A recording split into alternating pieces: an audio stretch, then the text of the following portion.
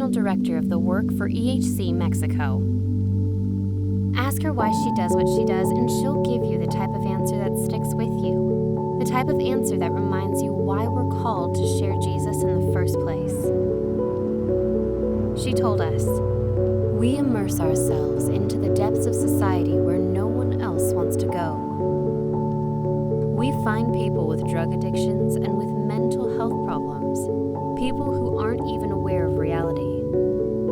These people exist, and they're waiting for someone to reach out with hope of the gospel." These are some of the stories happening in Mexico right now.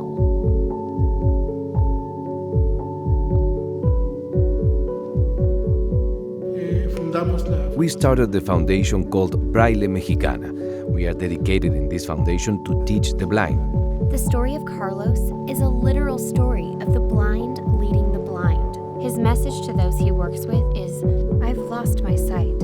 I was powerless just like you, but I found a way to begin a business. If I can do this, so can you, and I want to show you how." But he always wasn't so hopeful. At first, he was understandably devastated about losing his eyesight. In 2001, when I lost my sight, I was really upset with God, with my family, and with the whole world. And I would ask God, "Why did you take away my eyesight?" But in the midst of that, God saved his wife and restored his purpose. And now Carlos runs a program to empower the blind to run their own businesses. Gloria and the EHC team support Carlos's effort by equipping him with Bible software. Carlos says teaching others about God and providing hope is key to what he does. The most important thing is to have contact with people who can't see, as it opens space for us to speak about the Word of God. The blind person is a person who is angry, frustrated with life, lacking love, and with a lot of rage, and with a great need for God. And we have seen that those who accept the Lord are people who are sincere in heart, that have received the great blessing, and it has changed their attitude. People, including those who drank and used drugs, have stopped because they are now filled with the Spirit of God.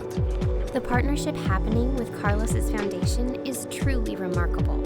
And this all happened because someone had the courage to reach out and share the good news.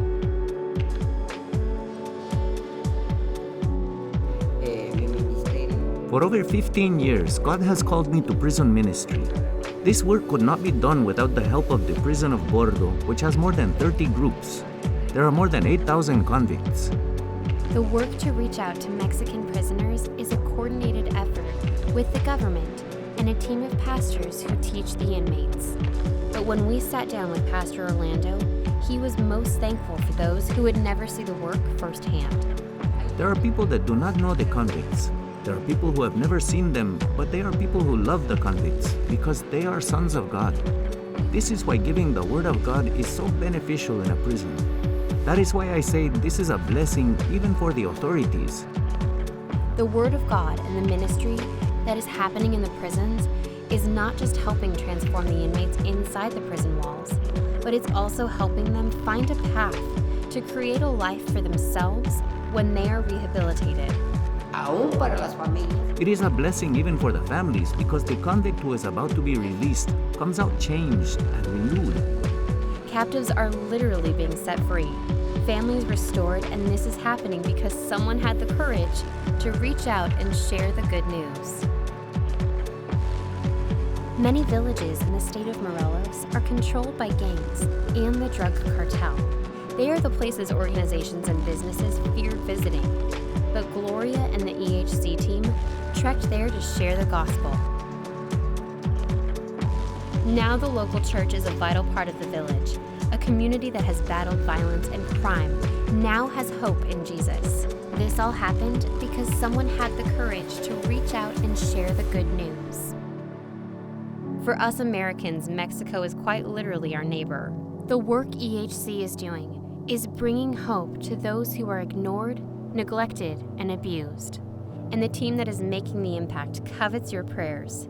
We are bringing hope to one home, one person at a time. And this is all happening because someone had the courage to support the spreading of the good news.